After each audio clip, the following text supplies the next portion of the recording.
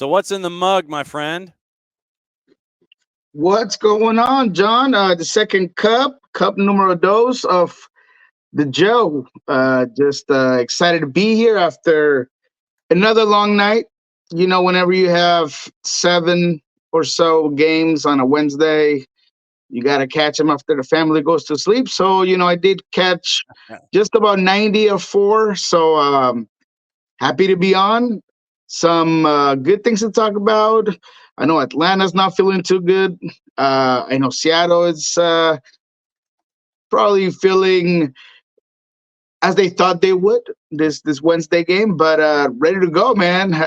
Ready to just take on John Nelson's questions, baby. All right. So I know a lot of folks here have concerns.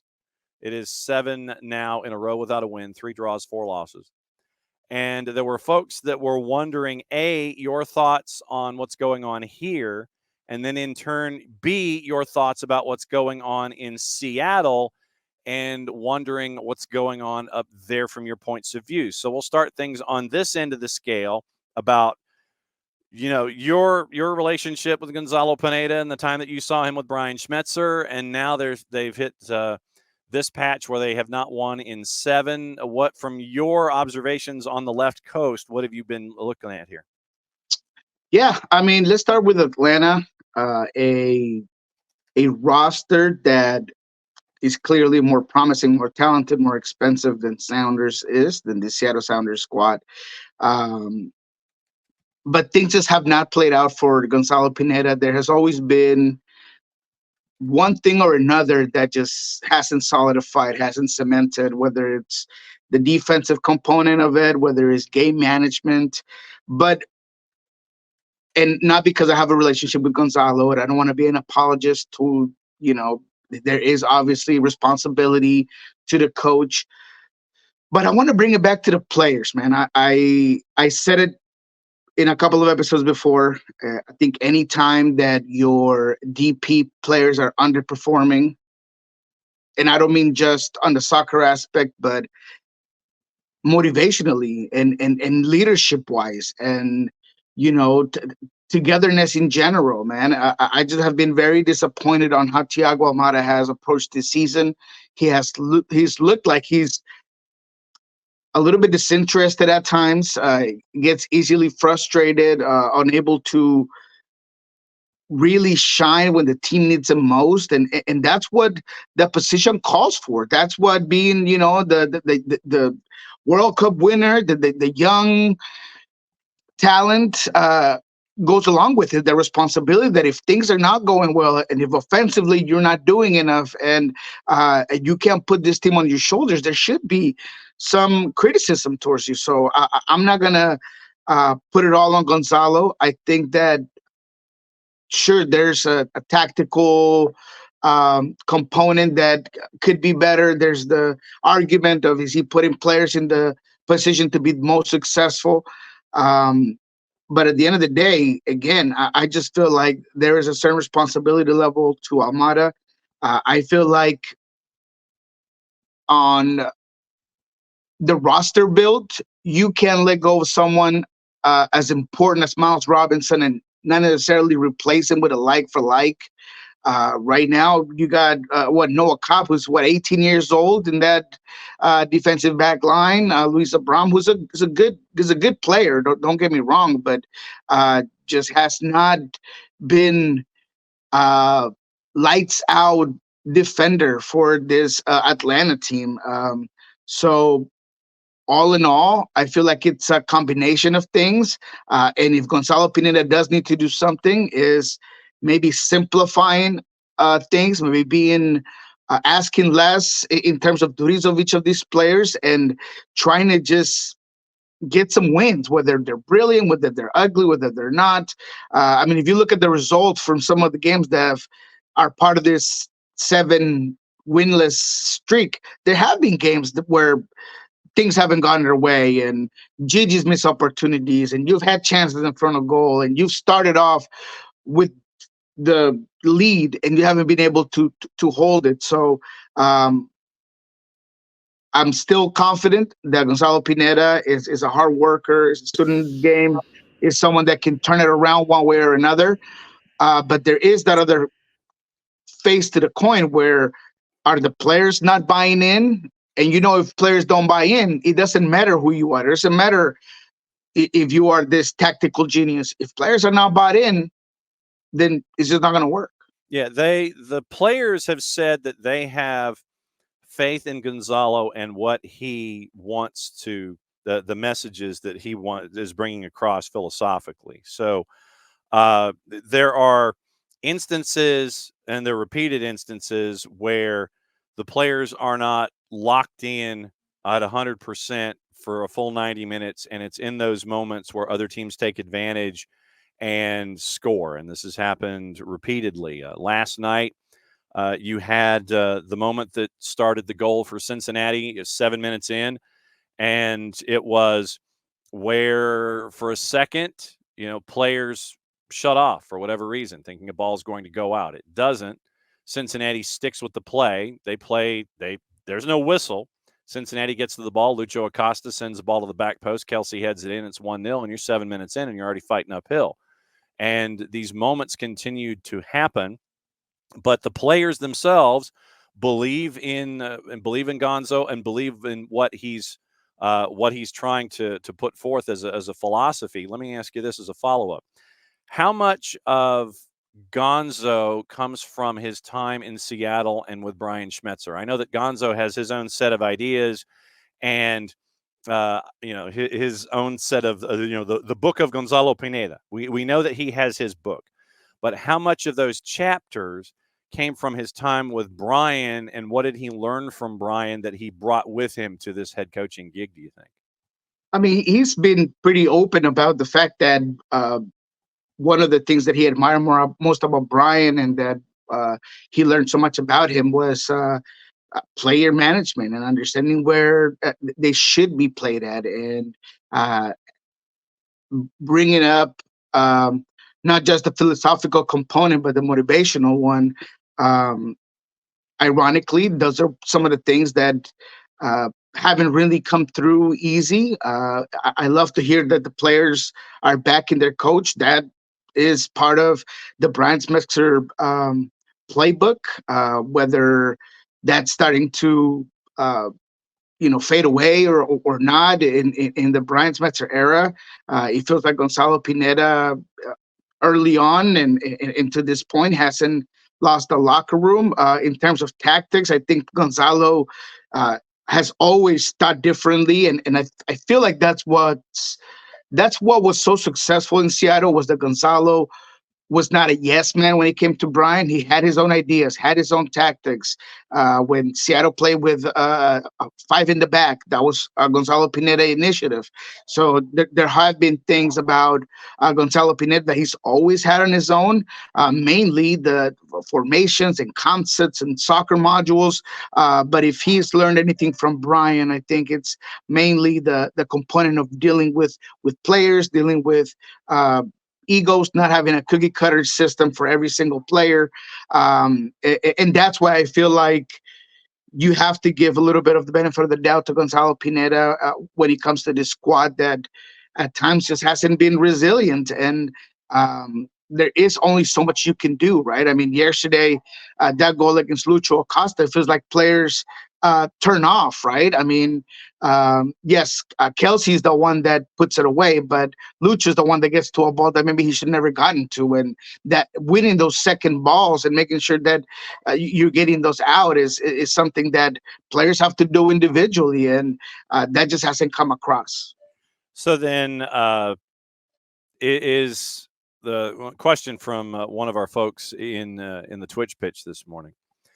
Is Gonzo too stubborn and not pragmatic enough? Because we've discussed philosophically where Gonzalo Pineda wants his solution for a 1-goal lead is a 2-goal lead. That's how he's wired. So then, like I said, someone in our Twitch pitch, one of our A-listers, is he too stubborn and not pragmatic enough? But I would say that Gonzalo knows how to read a room and a situation, but you do have your own philosophical idea as to how you want to get there at the end of the day. Yeah, no, I mean that's a fair question, and I think all brilliant minds, and not to put Gonzalo in this realm of coaches that have a certain ideology and concepts like Bielsa, where they're so committed to the style of play that uh, they have a hard time changing from it. There is a level, I think, to Gonzalo's concepts that maybe at times ask too much of players, and that's why I brought that up. And maybe just being more pragmatic and getting ugly wins is something that uh, isn't part of his DNA and his thought process. That's something that when you talk about the contrast with Brian Schmetzer, Brian's more on the conservative side, and he has a harder time being not conservative, not being pragmatic. Gonzalo, he's always going to want to play out of the back and always have possession and be the protagonist and have the tempo of play. And there are times where you just have to be able to switch on and off and realize, hey, this one we're just gonna bunker. We're gonna be able to just earn the point, grind it out. So yeah, I mean, there is a level of stubbornness to most coaches that are tactically gifted, and I still believe that that's Gonzalo. Seattle now. So let's focus on the other side of the equation. Folks in the Twitch pitch are wondering what's going on with Seattle, mentioning the struggles that the Sounders are having. One name that popped up in the discussion was Jordan Morris, not being the same as he has been in years past. When you look at what's going on there with your Sounders, what is going on with your Sounders? Yeah, I mean, they get a big win at Timbers, one that should not go unnoticed, one that provided them with some leniency going into this game, some room to rotate the entire squad against RSL, understanding that those 3 points were huge. So you still have a very inconsistent team at times.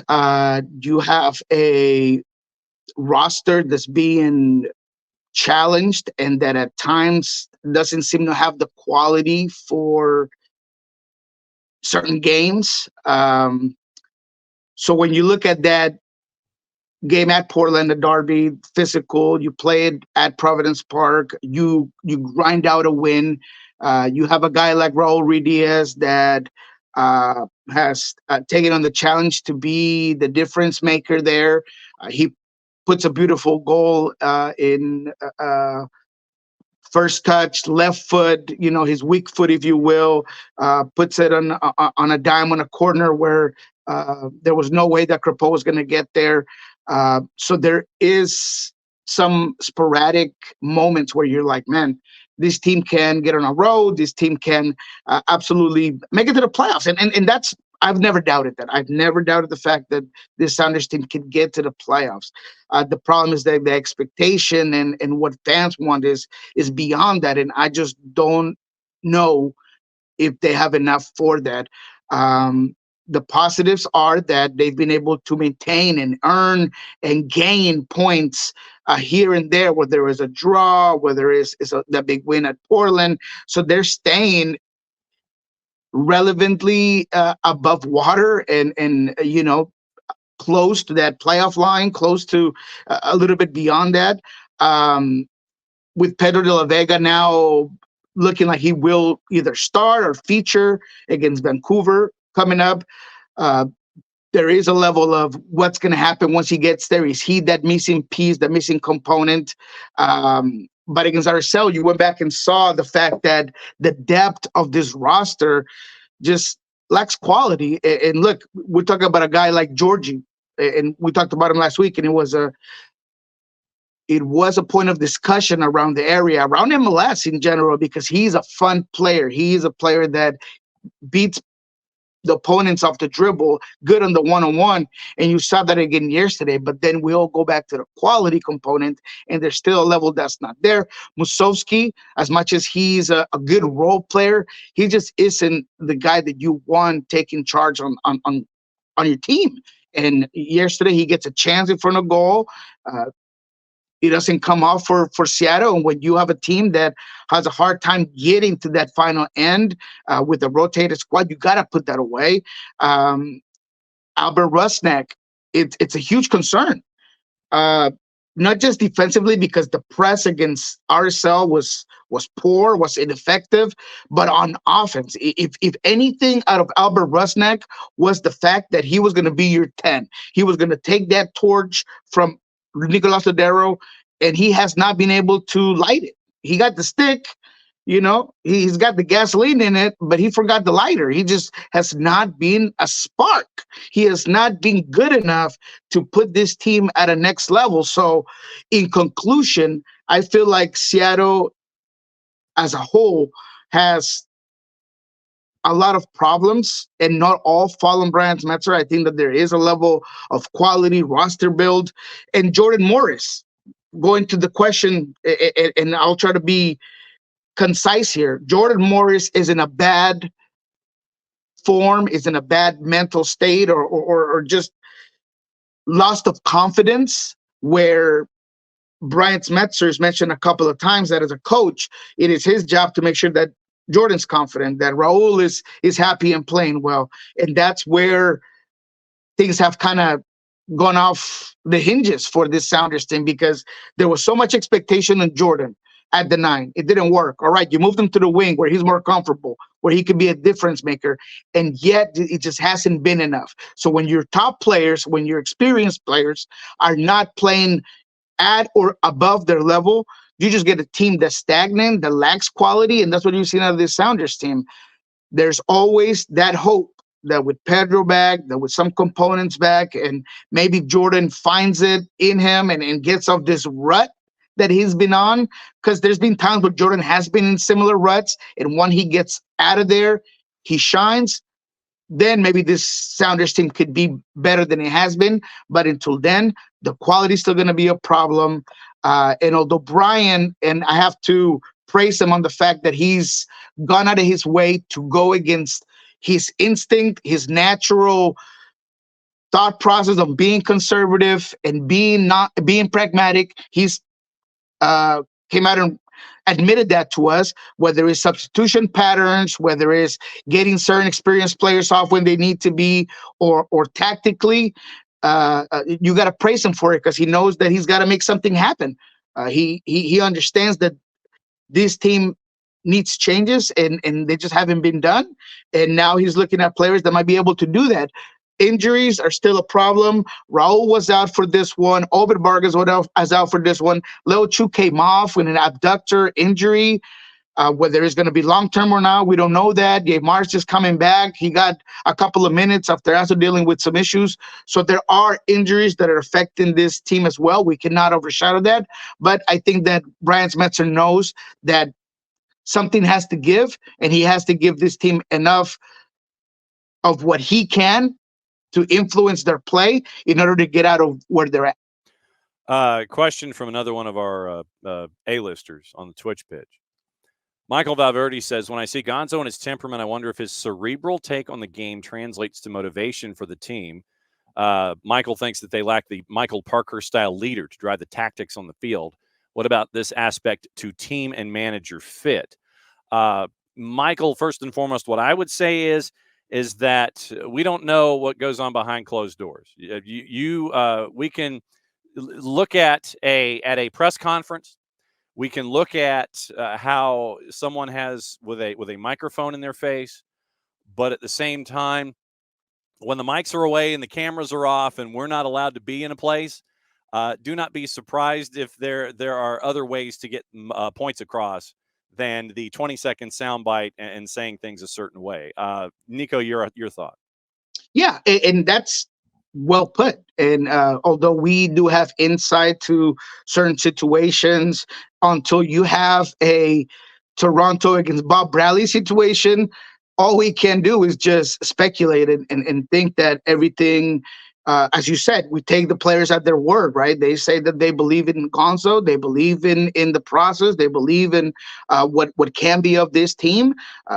And we've seen good moments out of this squad, and we know that they have talent. So until there is some reporting or a whistleblower, if you will, to the point of, there is issues against Gonzo or the current style of play, all we have to do is just take Gonzo and the players at their word. And we haven't heard anything of that nature. And although Gonzalo has a temper, I'm not going to deny that. I think that he, as a head coach, has grown and has developed and evolved into a more balanced coach. And again, he learned a lot of it from Brian, learned a lot of it from his time at Atlanta. And I don't know if that's the issue necessarily, but at this point, all we can do is go with the facts. Yes. And Abby says he doesn't have a temper. He's passionate. He is passionate. So when it's in all caps, he's definitely a passionate soul. He is passionate. And you gotta love that passion. I love that about Gonzalo, man. I love the fact that he gives a S. You know what I mean? He's really out there. He feels it. He understands it. You guys got to see it in training, right? I mean, he was a guy that here was running around on the field, making sure the guys understand what was going on. He goes over the same drill over and over again until it gets done right. I mean, the guy cares. The guy, you can't fault the effort, the commitment, the desire from Gonzalo Pineda, whether it's executed on the field or not. That's on the players, on the taxes, whatever it is that maybe is a combination of things. But I know for a fact, and I'll put my hands on fire for Gonzalo when it comes to his commitment and his desire to get the team right. All right, time to play cliffhanger. We're moving on. We're moving on to the weekend. What happened has happened. We're moving on to the weekend. And so, of course, the first match out of the blocks involves Gonzalo. And Atlanta continues the road trip. They go to Nashville.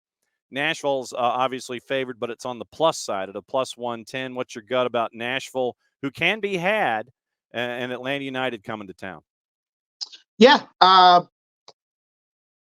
I've talked about this Nashville team and their inability to do certain things. Shaq Moore got his first goal in MLS, which was just mind-blowing to me that he just got his first goal.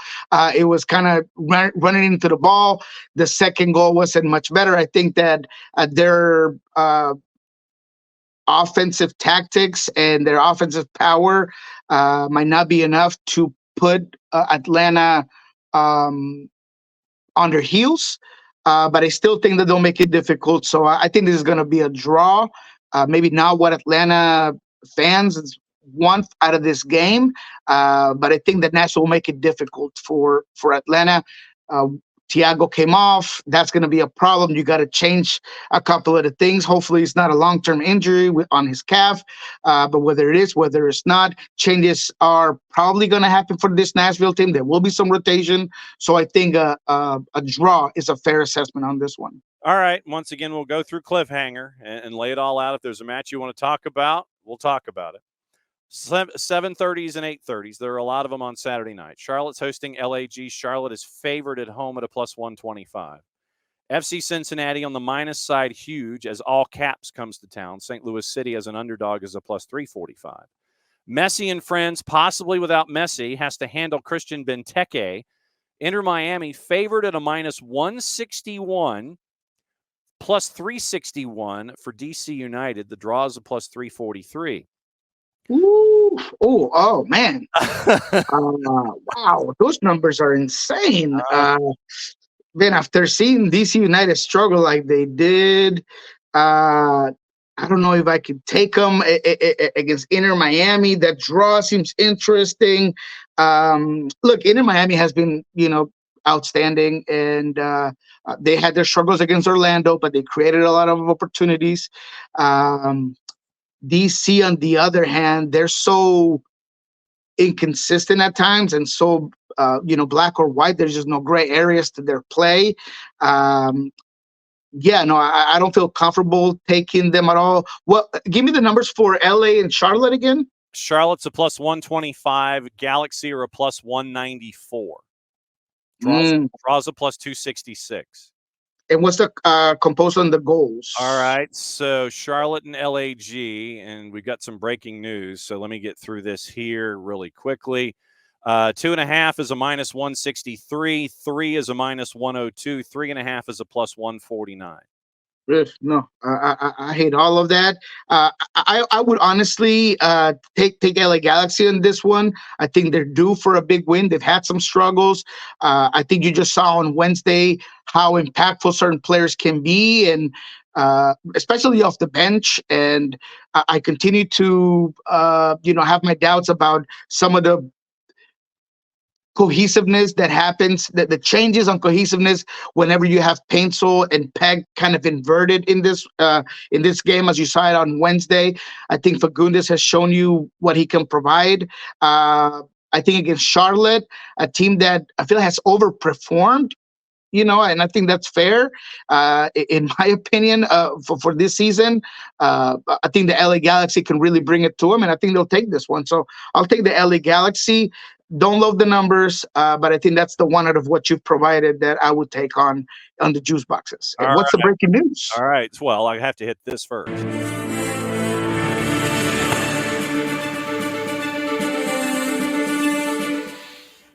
Gary Smith out in Nashville. Ooh-wee. Nashville Soccer Club announced today the departure of Gary Smith as the club's first head coach, concluding a 7-season tenure. Witnessed the team reach the playoffs in 6 consecutive seasons in USL Championship and Major League Soccer and the League's Cup 2023 final. Assistant coach Steve Guppy departs the club as part of the change.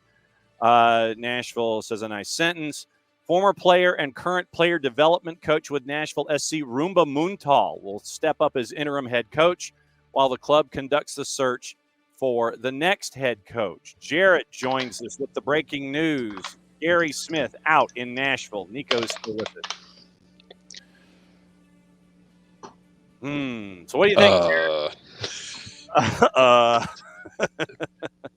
Yeah. Didn't expect that on the back of a win against Toronto last night. And I know that win wasn't the most convincing. It had some gritty factors to it, but damn, that's did not have that one after a win. No, man, this is one that I was it's kind of been in the back of my mind since Leagues Cup last year. They have the run Leagues Cup where they go to the final, they lose to Messi United in penalties, but after Leagues Cup, they just kind of were plotting. They're kind of plotting this year. We had the same question for a while of Hani Mukhtar is the perfect fit for what Gary does, but Hani can't do it forever. Sam Surridge has been okay in spurts, but not what you paid for. And I don't think you've supplemented that roster the way you needed to, and the academy hasn't turned out players like you need it to if you're not going to be hitting on these big free agent signings. Yeah. Who is it? Was it Sean Davis they got from Red Bulls in the offseason? Yeah. Yeah, I was like, because I was a big fan of that move, and Davis hasn't even seen the field much for them. Don't know what that was about. Yeah. You have one manager who is out and another one who will be playing against Nashville this week who is on an almost impossibly hot seat. So yeah, that's the interesting part that they say that once one head rolls, there's more to come. So that's the first one in the chopping block. It is odd in timing. I want to say that there's more behind this because it's not the result that you're firing him for. You're coming from a couple of games ago when Sam Surridge had a hat trick and you beat Montreal, and it seemed like all was well. In a team that, like you mentioned, was not revamped, was not replenished with talent, especially on the offensive side of the ball. Toronto's not an easy team. You would say what you want about Toronto, but they've had something to their play, right? I mean, they had the problems against New York City FC and the fight and whatever it is that happened all down there. But they've been a good team overall, difficult team to play. So the fact that you win 2-0, it can be about this result. So I want to say that there's more to come. And whether it is on Gary's side or whether it's on the ownership side, but there's more to the story. I'm not buying it. Yeah.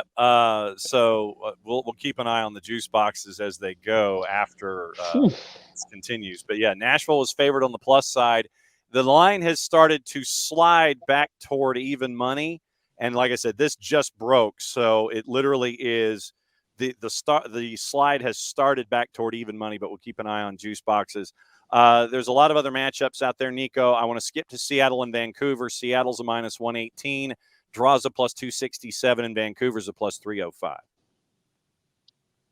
Whew, man, this is a tough one. This is one that I am going to be leaning towards the draw. Look, there's no doubt in my mind that Seattle could win this game, and the way Brian rotated, it seemed like his number one priority was making sure that Cascadia rivalry was going to come with his best players. Raul Ruiz had a minor injury that kept him away from this Wednesday game. I think it was called turf toe, what he kind of called it. But he said that he expects Raul to start. So that's good for Seattle. Can Jordan Morris find it? Can Albert shine in this one? JP has not looked 100%. He's looked about 70, 75, but he is the one and only play that you got. The only player, the pedigree in the center of the field that can do what he does. So I expect him to come out and play good at home in this one. But Vancouver's dangerous. Vancouver had makes it difficult for Seattle before at home. I think Brian White yesterday could have made the difference, and he didn't. He's going to want to come into this one with a big chip on his shoulder. So because of that, I see this as a 1-1 draw. And what's the money on the draw again? All right, so the money on the draw, a plus 267 involving Seattle. I'm taking that. I'm locking it down. I feel like that's what it's the most foreseeable thing when you look at both of these squads and what they've provided here up on this Wednesday. All right, so total 2.5 a minus 119, 3 is a plus 145, 3.5 over under a plus 203. Does that shake you any? No, I still think it's going to be a low scoring game. As much as I would like to say that it would be more than that, I think that Vancouver, with their ability to transition and to put the fear of God in certain way for a Seattle Sounders team that knows that they need the points, you're not going to see a full out, we're just going to get out here and leave it all on the offensive end. I think Brian's going to be careful with how he plays this one. Hopefully, Christian seems like he found some confidence after that goal in Portland. But again, I just feel like this game, rivalry game, derbies are played different physically. I think this is going to be a draw. All right. What's going on Soccer Bar and Pulso Sports? All right, Soccer Bar, we're going to get into absolutely all of this. We are going to talk a little bit about the Sounder squad, what's kind of going on with them, how Brian Schmetzer has either done wrong or right, but rotating as many players as he did, 6 substitutions, a lot of them Defiance and Academy players. So we'll see how that plays out. We'll talk about some injuries. We'll also talk a little bit about the East, who could win it. Inter Miami, that draw against Orlando was Orlando's 3-2 win over Philadelphia, just a fluke. Muriel finally finds first goal in MLS, then he gets a second. Can he provide more? We'll talk about all of that in Soccer Bar and Pulso Sports. Not till tomorrow you'll have new stuff because players are off for the Seattle Sounders. But at Pulso Sports, you'll probably find this segment as well, by the way. We do try to redo that for some of our fans that really love you, John, love everything you guys do. They're following SDH. And on Friday, we'll have conversations with Brian Schmetzer, what's ahead in terms to this Vancouver game. All right, my friend. Thanks for dropping by. Thanks for handling the breaking news, and thanks for going through Cliffhanger.